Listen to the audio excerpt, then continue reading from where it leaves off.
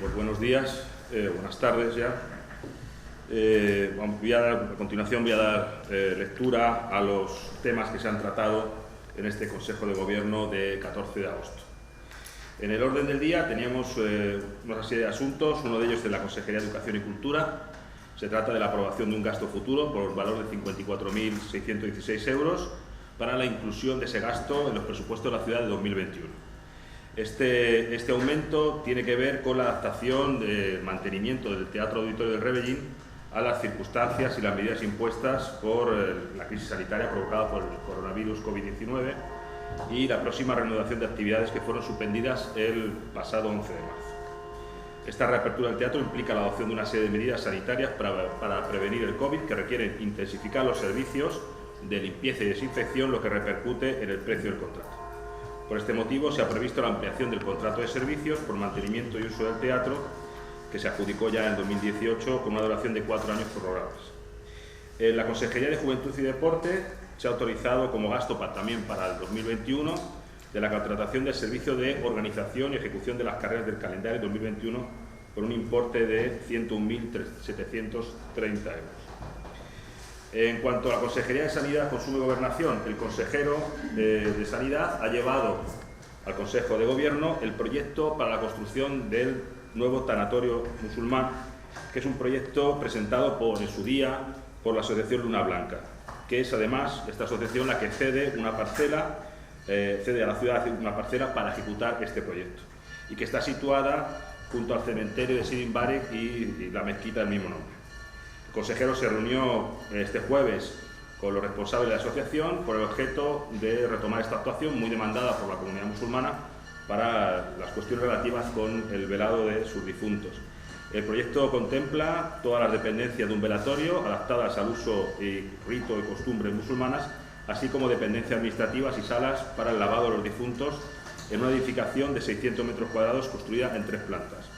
La inversión aproximada va a ser de medio millón de euros.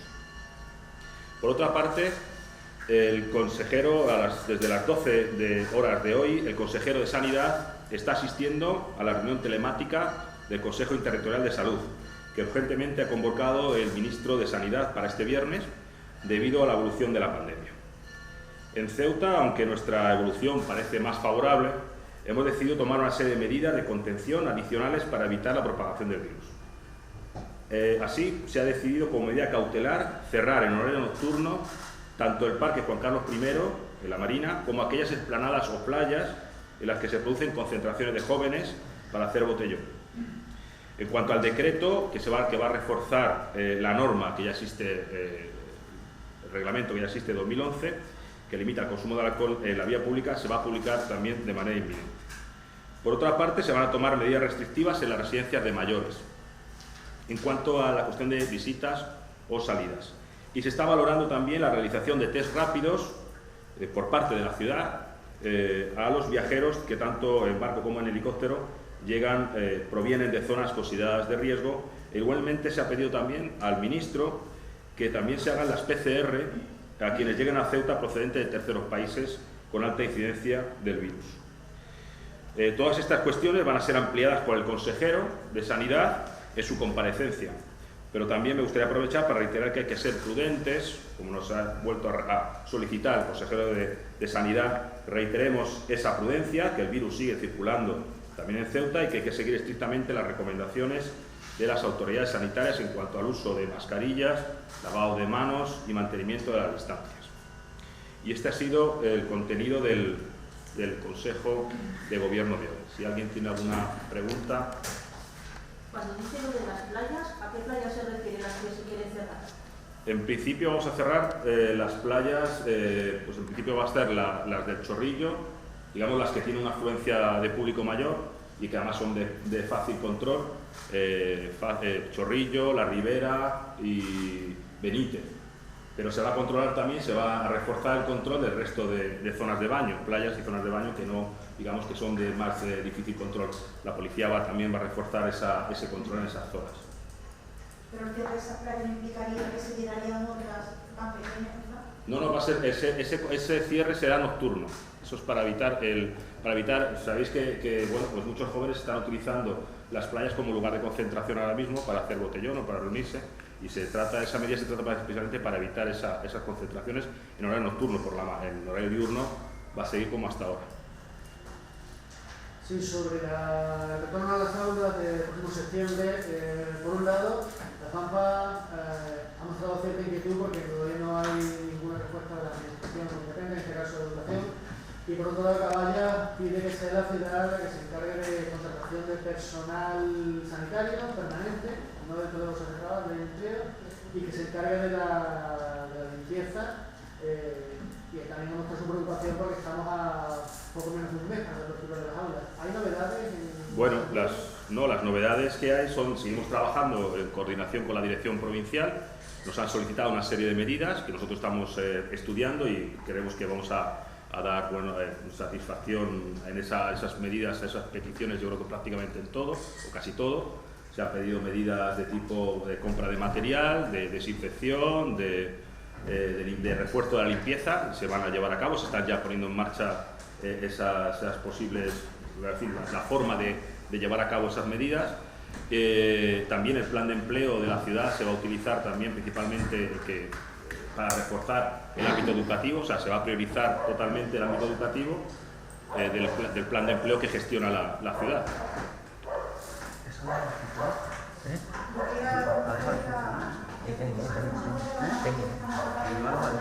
Perdona, es que no. ¿En qué situación se encuentra el marroquí cuando está en la ciudad y si se conoce el número y alguna alternativa con acción para que pueda regresar a su país? Bueno, respecto a la opción de regresar a su país, la ciudad ya puso en conocimiento de la Secretaría de Estado, se ofreció a la Secretaría de Estado de Inmigración a repatriar a esos marroquíes por vía marítima.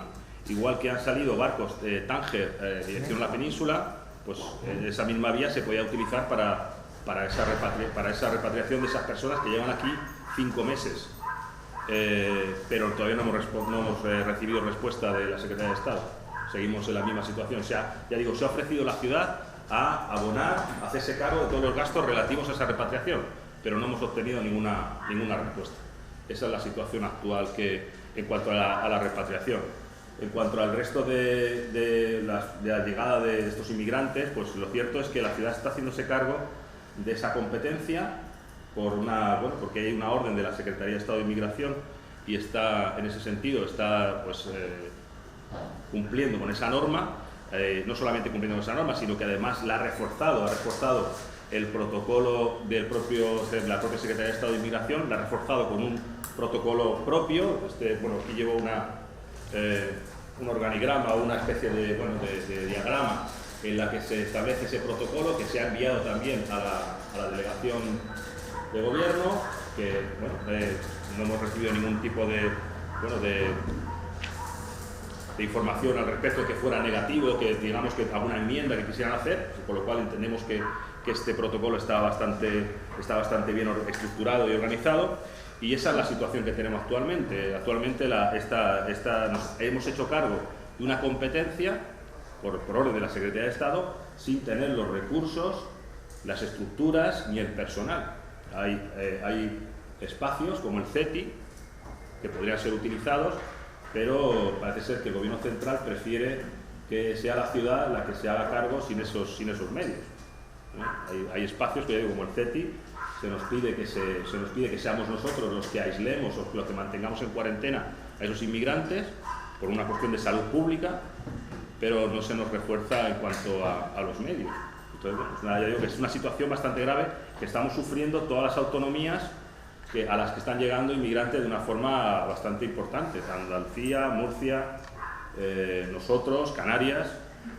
Parece que creemos que, en cierto modo, con esta acción de la Secretaría de Estado de Inmigración, creo que hay una cierta dejación de funciones del Gobierno central con respecto al problema de la inmigración. ¿Cuál es en la ciudad sabe el número de los repatriables, es decir, de cuántos marroquíes más o menos? No, habría que ver caso por caso exactamente cuáles serían repatriables y cuáles no. Pero claro, yo digo que se ha hecho la oferta, pero como no ha habido respuesta, pues la verdad es que no se ha puesto en marcha ese mecanismo. ¿Y el número de aislados actualmente? El número aislado, esos datos los va a dar ahora, cuando se lo pueden preguntar, al consejero de Sanidad, que tiene la comparecencia ahora a continuación. En cuanto él termine la reunión telemática que están manteniendo con el ministro, pues dará cuenta tanto de lo que habla con el ministro como de datos más concretos referentes a sanidad. ¿Y el antiguo hospital de la Cruz Roja, al final, cuándo se abre? El antiguo hospital de la Cruz Roja ha sido un recurso que se ha habilitado precisamente por la negativa de utilizar espacios que están destinados a ello, como el CETI. Se está habilitando, se ha terminado lo que es la parte de acondicionamiento, es decir, se necesitaba una serie de condiciones mínimas, ¿no? Duchas, una serie de elementos mínimos, de calentadores de agua, que había que habilitar en un espacio que ha cedido la Cruz Roja. Y es un recurso que está ahí pendiente por si fuera necesario. Solamente en ese sentido vamos a mantener ese recurso como una opción cuando sea un caso absolutamente necesario. Por otro lado, Cruz Roja también se ha ofrecido a lo que es implementar lo que es la atención, porque claro, no solamente es el espacio, que es lo que hemos arreglado, lo que hemos acondicionado a la ciudad, sino también la atención a estos inmigrantes, en el caso de que se confinaran en ese espacio. Creemos, ya digo, que Cruz Roja ha hecho una oferta en ese sentido, pero creemos que lo lógico sería que fuera el Estado el que se hiciera cargo también de ese mantenimiento. Pero vamos, estamos a la espera de que haya algún tipo de respuesta. ¿En qué caso considerarían que es necesario? Bueno, en el caso de que no pudiéramos atenderlos en las vías que estamos utilizando ahora, que son las pensiones. ¿Y tienen ustedes garantía de que los que están en las pensiones están cumpliendo ese aislamiento o están entrando y saliendo como quieren? No, están cumpliendo el aislamiento, firman un documento en el que se comprometen a estar precisamente aislados y hasta ahora no ha habido ningún tipo de problema en ese sentido. Cumplen en la cuarentena que se les dice y en principio no hemos tenido una pega, es decir, de personas que se hayan ido, que se hayan fugado, digamos por así decirlo, de esos espacios. ¿Qué capacidad tiene la Cruz Roja? ¿El qué, perdón? ¿Qué capacidad tiene la Cruz Roja? La capacidad máxima de Cruz Roja sería unos 70. Sería la capacidad máxima. Pero ya digo que es un recurso que estamos preparando por si fuera absolutamente necesario, si llegara una oleada, dado que hay, lo vuelvo a remarcar, que hay espacios que están dedicados a la atención, son centros de acogida de inmigrantes y que por lo que sea no se están utilizando, que es el CETI, hemos tenido que habilitar buscar otros espacios. Cuando dice que se está cumpliendo el aislamiento, ¿cómo lo sabe usted? ¿Porque hay vigilancia ahí? Bueno, hay un control, evidentemente hay un control por parte de la Consejería de Sanidad con respecto a esas personas que están confinadas. No solamente se hace con estas personas, sino se está haciendo también con las personas que están confinadas en sus hogares. Hay un control, se les llama por teléfono, se les controla, se les pregunta también, no solamente hay un control para que no se salgan de ahí, sino también un control de su evolución, de si tienen fiebre o si tienen algún tipo de problema. Sí, con respecto a la situación del ICD, que esta semana, por lo que la Junta Rectora aprobó exigir responsabilidades por distintas supuestas irregularidades, no sé si el Gobierno se plantea reactivar la disolución aprobada en 2011 o qué le parece esa gestión realizada y qué opina del voto de Vox. No sé si les ha extrañado que se alinease con el resto de la oposición. Bueno, con respecto al tema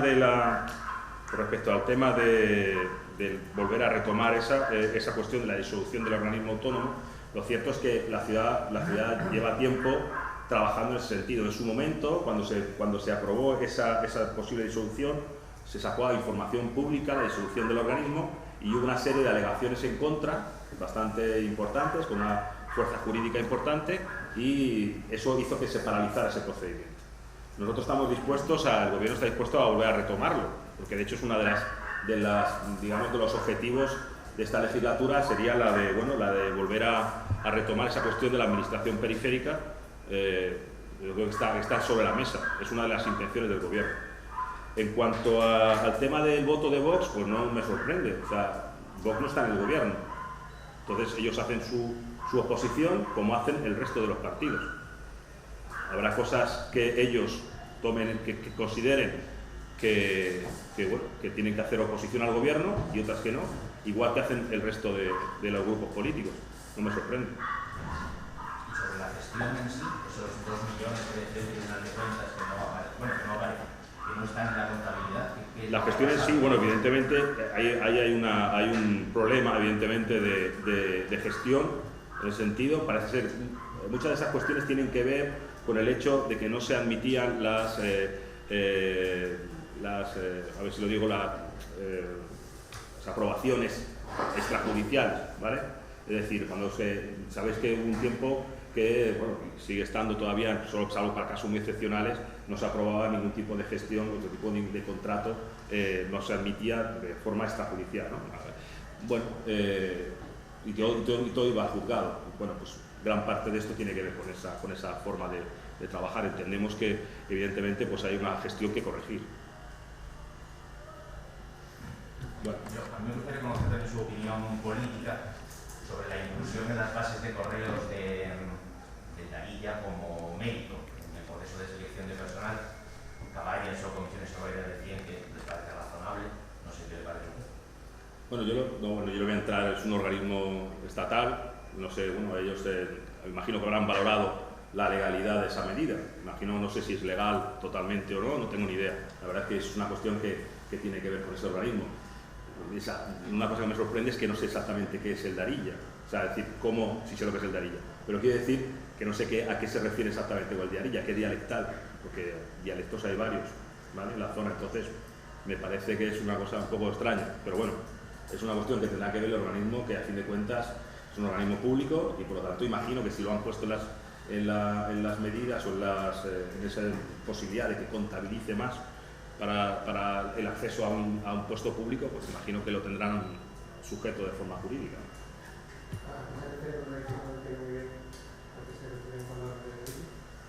No, bueno, el Darilla es o sea, los dialectos, el dialectal, exactamente habría que acotar que Darilla, que dialectal.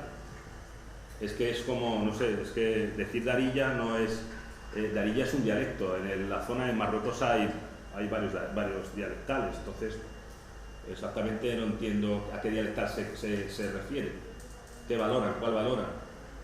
Es decir, el problema de los dialectos, y en el caso de Ceuta, que es un dialectal muy... bueno, es que no quiero entrar es un dialectal que está muy influido por el castellano, por el español, pues es distinto al de bueno, más dialectal, varía bastante con respecto a otras zonas del norte de África. Entonces, exactamente cuál es eso de Darilla, no sé qué exactamente, cómo miden eso. Que yo sé ya el Darilla, le van a hacer una prueba, es que no lo sé, es que no sé exactamente, que no quiero entrar en ese tema porque no conozco cómo se ha hecho, cómo se va a valorar ese dialectal, porque tú si dices que tienes inglés, pues traes tu B1, tu C1, o si tienes árabe fusa, árabe clásico, árabe fusa, pues tú también lo puede de alguna forma acreditar, pero el Darilla no sé exactamente cómo lo acredita. Les digo que no entiendo muy bien cómo, o sea, que no sé exactamente cómo lo han organizado, ¿no? Yo no quiero entrar en esa cuestión. Bueno, pues nada más. Muchísimas gracias.